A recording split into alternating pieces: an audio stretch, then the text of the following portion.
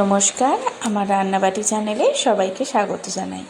আমার আজকের রেসিপি হচ্ছে বাটার চিকেন। বাটার চিকেন বানানোর জন্য আমি নিয়ে নিয়েছি আধা কিলো চিকেন, দুটো মিডিয়াম সাইজের টমেটো এরমভাবে কেটে নিয়েছি, দুটো মিডিয়াম সাইজের পেঁয়াজ এরমভাবে কেটে নিয়েছি, আর নিয়েছি আদা রসুন পেস্ট। এবার আমি চিকেনটাকে ধাপে ধাপে কিন্তু ম্যারিনেট করে নেব। প্রথমে আমি এতে ভিনিগার দিয়ে দিচ্ছি। আমার কাছে লেবু ছিল না, সেই জন্য আমি এখানে ভিনিগার ব্যবহার করেছি। আপনারা কিন্তু অবশ্যই লেবু থাকলে লেবুটা ব্যবহার করবেন। আর আদা রসুন দিয়ে ভালো করে মাখিয়ে নিচ্ছি চিকেনটাকে। এটা মাখিয়ে আমি ওই 10 মিনিট মতো রেখে দিয়েছিলাম। তারপরে আমি দিয়ে দিচ্ছি এতে নুনটা প্রথমেই দিয়ে দিইনি, প্রথমে আমি মাখিয়ে 10 মিনিট রেখে তারপর নুন দিয়েছি। এবার একটা থালাতে, আপনারা বাটিও ব্যবহার করতে পারেন, এতে আমি একটু টক দইকে ভালো করে ফেটিয়ে নিয়ে তাতে তেল দিয়ে দিচ্ছি।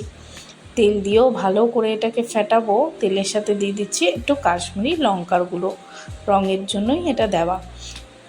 এখানে কিন্তু তেলের সাথে আপনি কাশ্মীরি লঙ্কার গুঁড়ো ব্যবহার করতে পারেন। আমি টক দইয়ের উপরেই দিয়ে দিয়েছি সবটা। টক দইটা আমি পরে দিইনি, কারণ টক দইটা আমার ফেটানোর দরকার ছিল।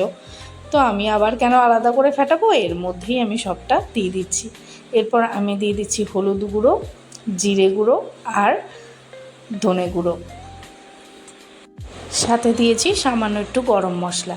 এটা দিয়ে আমি ভালো করে এটাকে ফেটিয়ে নিয়ে চিকেনগুলো কিন্তু এতে এবার এক এক করে দিয়ে ভালো করে এই মশলাটার সাথে মাখিয়ে নেব। হাতে যদি কম সময় থাকে আপনারাও কিন্তু আমার মতো এরমভাবে বাটার চিকেনটা বানিয়ে নিতে পারেন।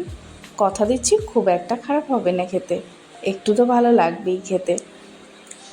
এবার আমি এতে দিয়ে দিচ্ছি কিছুটা কাসুরি মেথি, আর দিয়ে দেবো সামান্য একটু নুন। প্রথমে আমি নুন দিয়েছিলাম, ওটা থেকে তো একটু জল ছেড়ে দিয়েছে, সেই জন্য আরও একটু নুন দিয়ে দিচ্ছি। এবার এটাকে ভালো করে মাখিয়ে প্রায় 1 ঘন্টা আমি রেখে দিয়েছি কিন্তু। এবার আমি একটা কড়াই ভালো করে গরম করে নিয়ে তাতে দিয়ে দিচ্ছি ওই আধা চামচ মতন বাটার। এবার বাটারটা ভালো করে একটু গরম হয়ে আসলে ওতে প্রথমে দিয়ে দিচ্ছি কেটে রাখা টমেটোগুলো।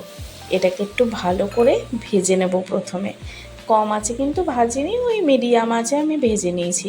এরপর আমি কেটে রাখা পেঁয়াজটাও দিয়ে দিচ্ছি, এটা দিয়েও আমি মিডিয়াম আঁচে ভেজে নেব ওই 2-3 মিনিট মতো।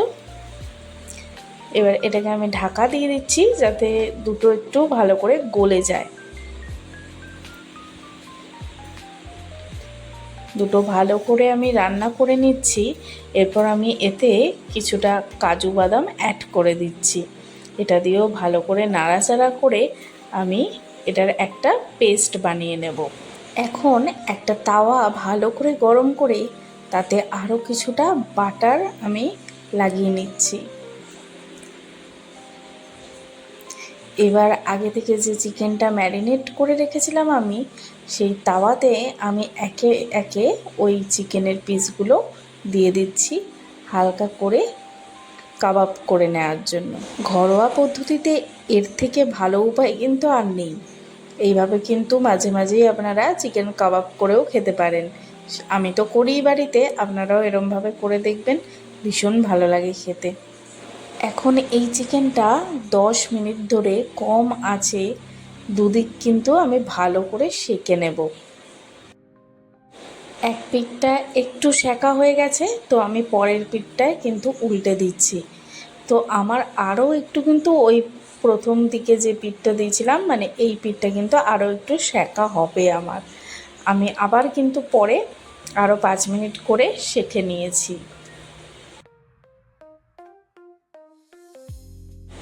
দুদিক সেঁকার সময় আমি কিন্তু অল্প অল্প বাটারও এতে দিয়ে দিয়েছি। আর দেখুন ঠিক এরম রঙটা এসছে আমার কাবাবগুলোর। আরও একটু হয়ে গেলে কিন্তু একদম ওই পিঠটাও রেডি হয়ে যাবে। ঠিক এরকম দেখতে হয়েছে কাবাবগুলো। আপনারাও ঠিক এরকম করার চেষ্টা করবেন। আরও ভালো হয় যদি আপনারা একটা ওই রুটি সেঁকার জালের মধ্যে এগুলোকে রেখে আর একটু পুড়িয়ে নিতে পারেন। এবার আমি এটা একটু স্মোকি ফ্লেভারের জন্য চারকোল দিয়ে ঢাকা দিয়ে রেখে দিয়েছি প্রায় আধা ঘন্টা। এবার আমি গ্রেভিটা তৈরি করার জন্য প্রথমে একটা কড়াইতে 2 চামচ মতন বাটার দিয়ে দিয়েছি।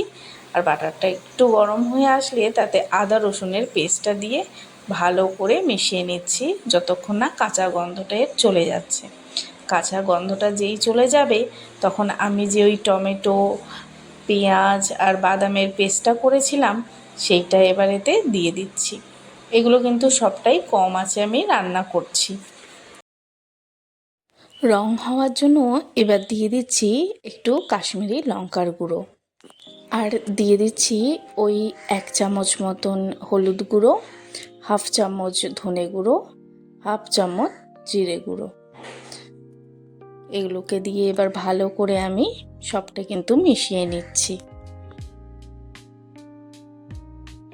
বেশ খানিকটা রান্না হয়ে যাওয়ার পর যখন এই মশলাটা থেকে খুব সুন্দর একটা গন্ধ বেরোতে শুরু করেছে, ঠিক তখন আমি দিয়ে দিচ্ছি আন্দাজ মতো। এবার এটাকে তেল ছাড়ার অপেক্ষায় কিন্তু আমি রেখে দেব। আর একটা কথা, চিকেন কাবাবটা করে কিন্তু যেগুলো একটু বড় সাইজের চিকেন সেগুলোকে আমি 2 ভাগ করে নিয়েছি। বেশ খানিকক্ষণ আমি ঢাকা দিয়ে রান্না করে নিয়েছিলাম আর মাঝে মাঝে একটু নাড়িয়েও দিয়েছিলাম।